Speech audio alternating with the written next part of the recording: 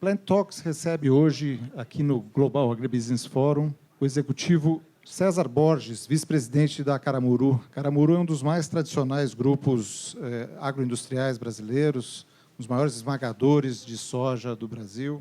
Faturou em 2017 3,8 bilhões de reais e processou 1,83 milhão de toneladas de soja. E eu gostaria de te perguntar um pouquinho da tua trajetória como executivo. Você vem de uma família, é um grupo familiar, né, Caramuru, mas você não ingressou logo de início no trabalho dentro da família, do grupo da família, né? Você teve uma experiência profissional antes do início do trabalho na Caramuru, não é isso?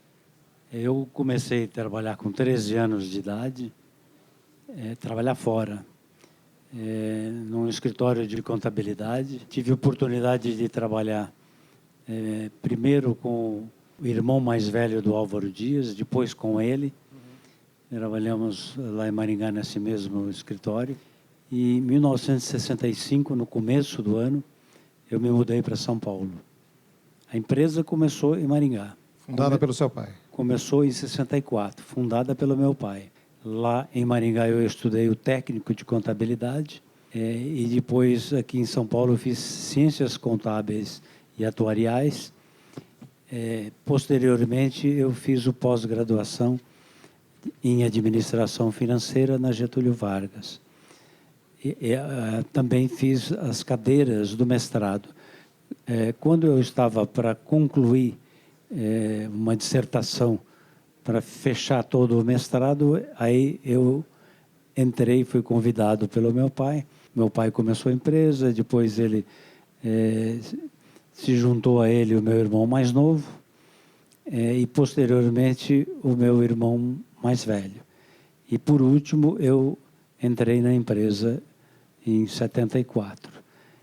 Eu entrei para ser um sócio da empresa, naturalmente um sócio menor, porque os outros já estavam há mais tempo. Eu comecei fazendo um projeto econômico-financeiro, que eu tinha adquirido essa experiência aqui em São Paulo. Trabalhei como inspetor fiscal e eu, pela minha capacidade, eu tinha bastante tempo. E, então eu pude me dedicar num trabalho extra, fazendo projetos de importação, BFX, CDI, numa época que esses projetos faziam você reduzir os custos, principalmente de importação. Então você acabou construindo um projeto que trouxe recursos para que a empresa pudesse ter uma expansão maior num determinado momento, é isso? A minha dissertação na Getúlio Vargas era construir financiamento de longo prazo. Era especificamente trabalhar com debêntures, em especial conversíveis em ações. É claro que quando eu fui para Caramuru, ela era muito pequena. Não se justificava um papel como esse. Mas eu tinha uma visão de que a empresa não poderia, a exemplo do que ela vinha fazendo, correndo de um banco para outro, cobrindo cheques voadores, e fazendo investimento. A empresa sempre investia, sangrava o capital de giro, e eu tinha essa visão de que não era possível uma empresa dar certo agindo dessa maneira. Então, nós começamos fazendo esse projeto de financiamento econômico-financeiro, a gente conseguiu organizar para obter financiamento de linhas BNDES, que naquela época tinha um custo muito menor do que o custo da inflação. Então, isso te dava uma alargada nos prazos. Se você fizesse, eventualmente, um investimento não acertado, você tinha um certo tempo para pagá-lo, diferentemente do que se fazia até então. Era uma inovação para a época, ali, no caso, nesse tipo de indústria, né?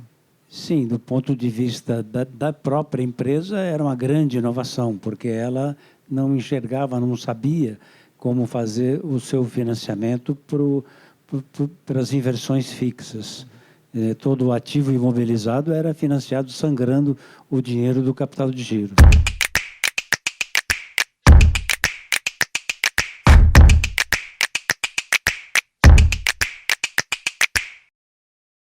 Quais foram os momentos, assim, que você diria decisivos aí no crescimento da Caramuru nesses 40 anos, pouco mais de 40 anos, desde que você entrou lá, né? A empresa ela foi se estruturando. Por exemplo, teve um ano que nós contratamos, era Arthur Andersen naquela época, não era nem a Deloitte, para fazer um diagnóstico empresarial.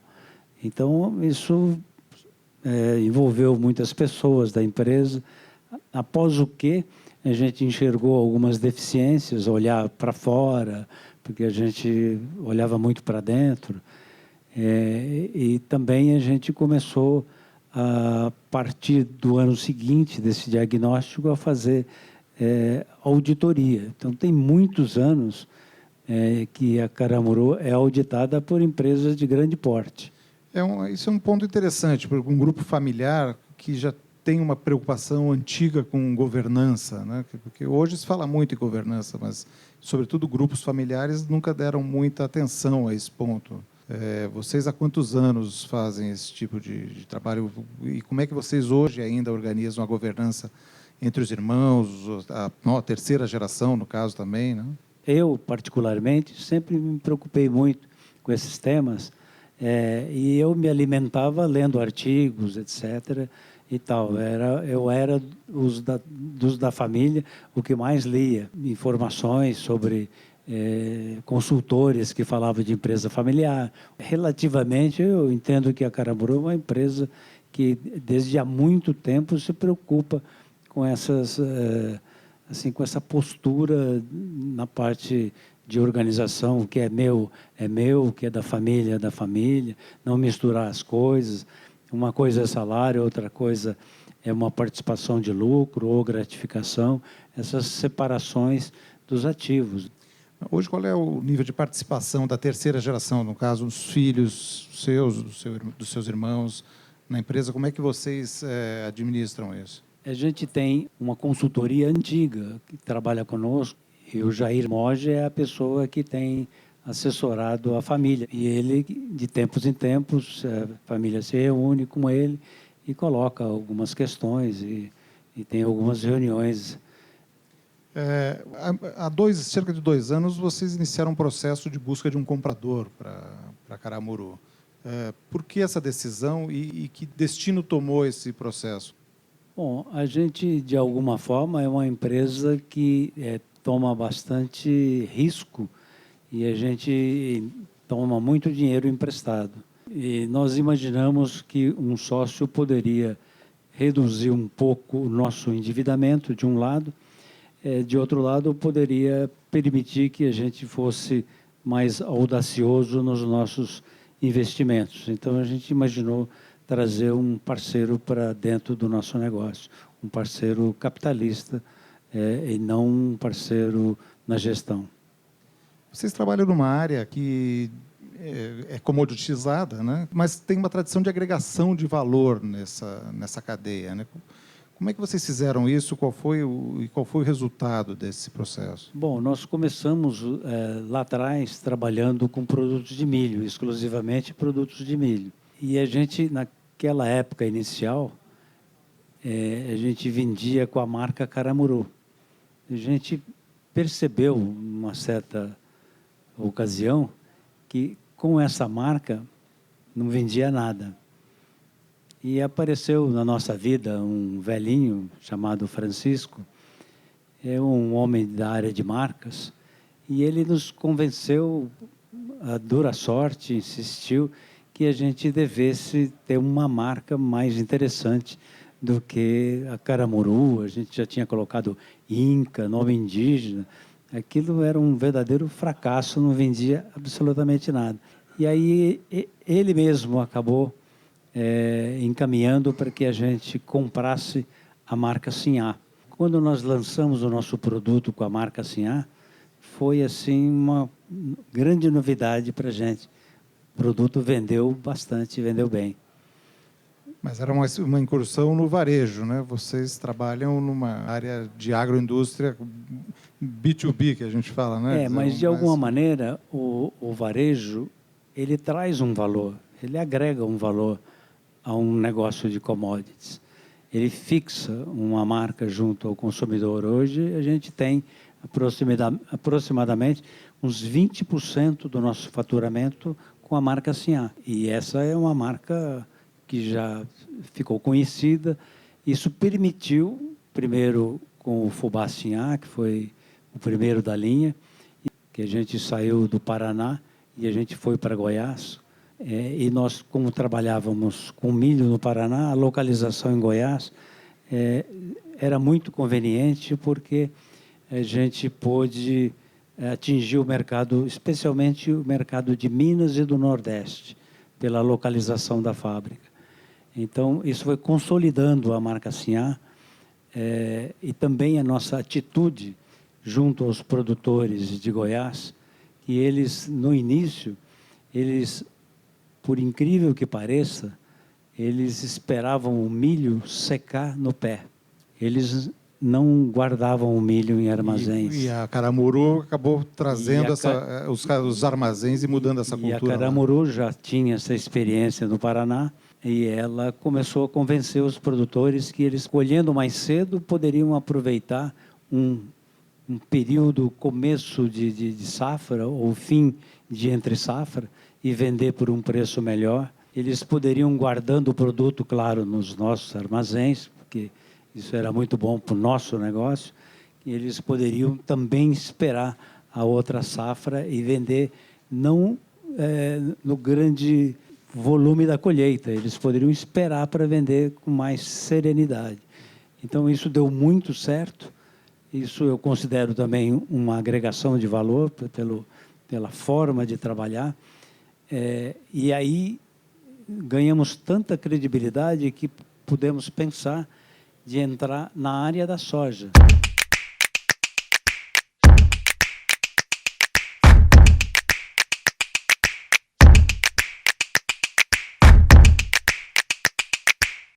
Vocês trabalham muito com soja não transgênica. Mas no começo, se diferenciando da maioria dos produtores. Mas no começo não existia ainda a soja transgênica.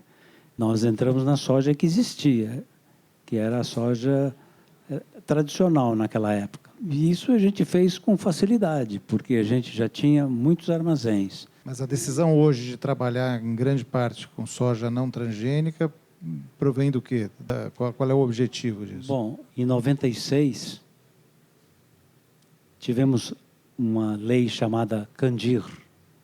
A Lei Candir foi um verdadeiro incentivo e um salto muito correto para a produção agrícola.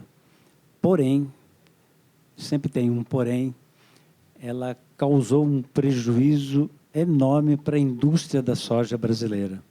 Colocou no colo da Argentina a competitividade que eles não tinham. E foi o Brasil que fez, não foi a Argentina que fez nada. Então, existe algo no comércio internacional que se chama escalada tarifária. Perfeito. Que a Argentina pratica até hoje, desde 96, Lei Candir. E o Brasil eliminou todos os impostos na exportação, então ele igualou. Anteriormente, o Brasil tinha um diferencial. O ICMS do grão era 13%, do farelo 11% e do óleo 8%. Então, esse diferencial, na média, ele viabilizava a competição com a Argentina, digamos.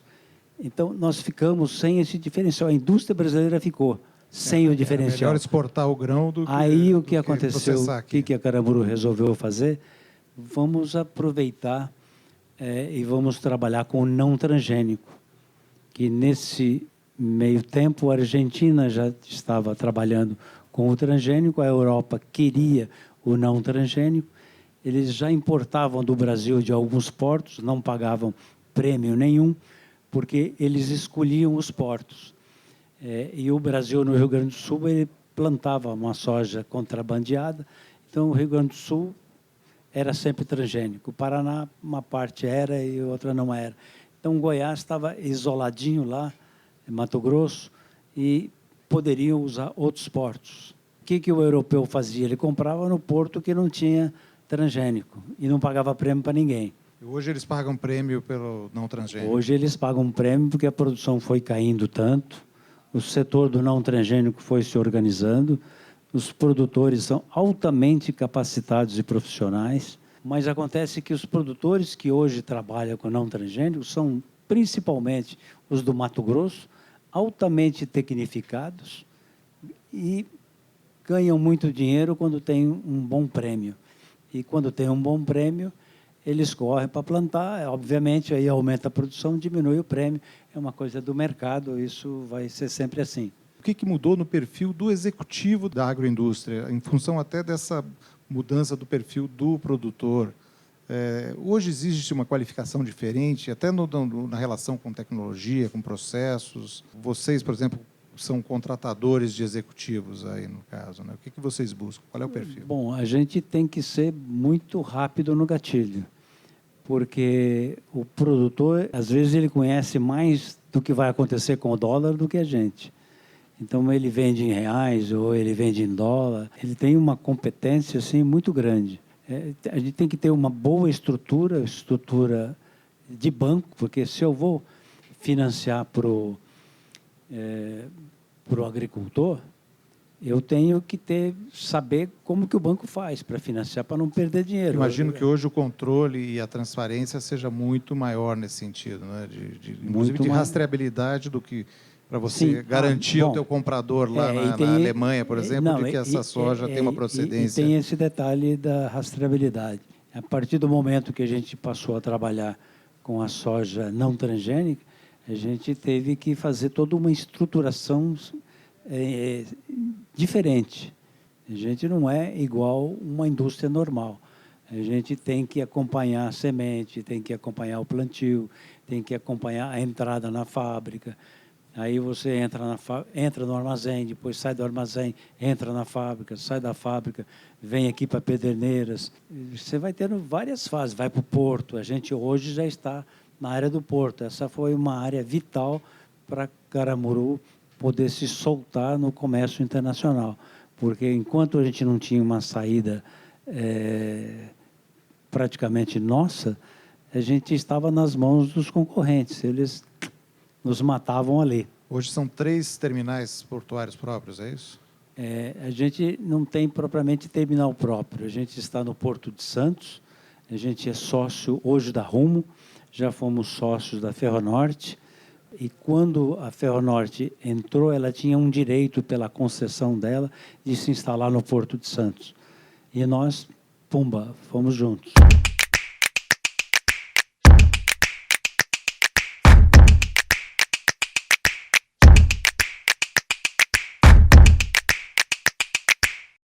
Queria falar de uma inovação que você me contou há pouco, e eu queria que você me explicasse um pouquinho como é que vai ser essa casa de soja que vocês estão produzindo. Você consegue, com a transformação química, fazer placas. Você consegue obter um material que você cola depois, placas leves, diga-se de passagem. Seria uma espécie de um plástico verde, uma coisa nesse sentido. Exatamente. Você faz um radier, que é o local onde você vai fixar essas placas. Então, a construção fica resistente, segura. E eu tenho informação que essas construções de casas, elas suportam ventos de 250 km por hora. Mas isso, vocês estão investindo numa indústria para produzir essas placas e futuramente construir casas a partir delas, é isso? Nós não somos uma construtora, mas a gente enxergou que existe um mercado a ser explorado. O mercado da construção civil, ele é um mercado que não tem se desenvolvido, mercado muito fechado, e a gente enxergou que a gente pode trazer um material construtivo diferente e que traga mais qualidade de vida para os usuários. Você vai lá no Rio Grande do Sul, na época que faz um frio de rachar, ou um calor de rachar lá em cima, e você tem isolamento térmico. É um espetáculo. Você vem aqui em São Paulo, ou você quer colocar uma casa aqui na frente da Marginal, você tem isolamento acústico. Então, é possível. Em que estágio está esse projeto, César? A gente está fazendo todos os registros para a gente eliminar essa parte complicada da burocracia, porque a Caixa Econômica não financia, e ela não financiando, os bancos também não financiam, então tem um certo bloqueio para todo esse tipo de coisa, e nós estamos nessa fase que isso dura pelo menos um ano, e a gente está, acho que mais uns 60, 90 dias, a gente conclui esta fase. Mas essas placas, a indústria química especificamente, ela vai ser montada junto das plantas de esmagamento para aproveitar os insumos? Essa indústria ela já existe hoje. Ela já está produzindo em Curitiba. E nós teríamos que fazer a montagem das placas em outros locais. Pode ser em Curitiba, pode ser em São Paulo, pode ser Rio de Janeiro. O ideal é que a gente tenha uma montagem das placas no local da obra, porque aí se você tem economias tributárias, você tem economias de logística, e aí você teria que fazer certas misturas com esse material que eu chamo do xarope da Coca-Cola.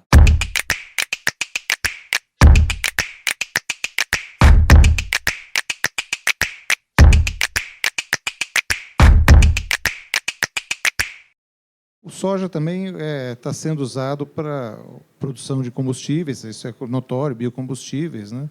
E a Caramuru tem um projeto, já sendo também realizado, de produção de etanol. Quer dizer, a soja entra definitivamente na matriz energética, no caso do país. Sim, a Caramuru, fazendo um intervalo, o que eu falei há pouco, é de uma empresa pessoal minha com o meu filho, não tem nada a ver com a Caramuru, porque a gente tem que ser muito ético e a gente tem que separar muito bem as coisas. E quando eu quis entrar nesse negócio, primeiro eu ofereci esse negócio para a Caramuru. E isso já tem muito tempo e a Caramuru não teve interesse, então eu me senti à vontade para entrar. A gente já atua em produção de biodiesel, a gente tem 3 fábricas produzindo biodiesel junto com as nossas fábricas, uma em São Simão, que é a primeira de biodiesel, outra em Ipameri, que é a segunda de biodiesel, e a terceira em Sorriso, no Mato Grosso. Então, hoje a gente tem fábricas processando soja em Tumbiara, Ipameri,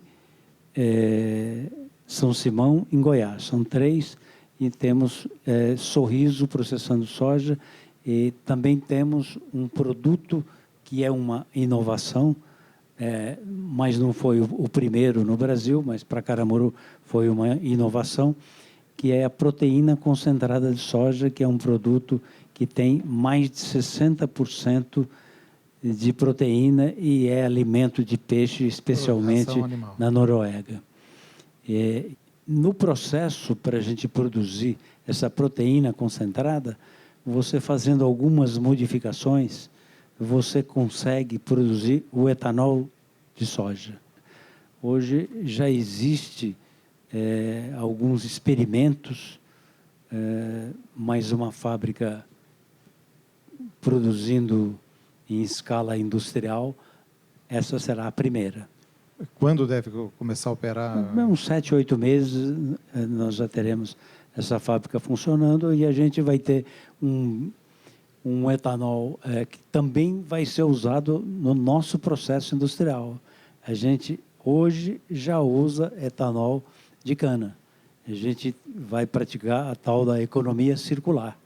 Então, a gente extrai na própria fábrica e já usa Mas toda a produção vai para consumo Não, interno, tem uma parte que nós vamos vender no mercado. São várias inovações que você vai fazendo. A Caramuru também, ela lá em 95, ela já quando fez a fábrica de São Simão, ela fez uma fábrica com geração de energia, cogeração de energia. A gente era independente da energia externa. 95. Depois a gente foi crescendo, aí a gente deixou de ser autossuficiente, passou a comprar energia. E agora a gente desenvolveu uma cogeração de energia lá em Sorriso, usando sobra de madeira, também em Itumbiara usando bagaço de cana. Então, isso a gente tem bastante... a gente já é quase autossuficiente em energia. E, às vezes, eu tenho excedente numa fábrica e ela pode compensar uma outra fábrica que faz só uma contabilidade. Muito bom. Queria agradecer, César, pela tua presença aqui no nosso estúdio do Plant Talks. Muito obrigado. Eu que agradeço essa oportunidade. Muito obrigado.